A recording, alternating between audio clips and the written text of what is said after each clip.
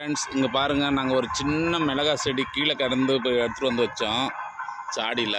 அது பாருங்க, கொத்து கொத்தாக மிளகா காய்ச்சிருக்கு பாருங்க. பார்த்தீங்களா, அது ஒன்றுமே மருந்து போடல, எதுவும் போடல.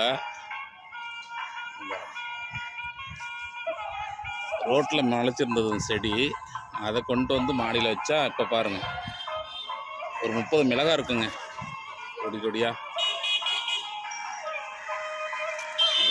மாடியில் சும்மா வச்சோம். இந்த மாதிரி நீங்களும் ஏதாவது ட்ரை பண்ணுங்கள் ஃப்ரெண்ட்ஸ். இங்கே பாருங்கள், நாங்கள் ஒரு சின்ன மிளகா செடி கீழே கடந்து போய் எடுத்துகிட்டு வந்து வச்சோம் சாடியில். அது பாருங்க, கொத்து கொத்தாக மிளகா காய்ச்சிருக்கு பாருங்க. பார்த்தீங்களா, அது ஒன்றுமே மருந்து போடல, எதுவும் போடல.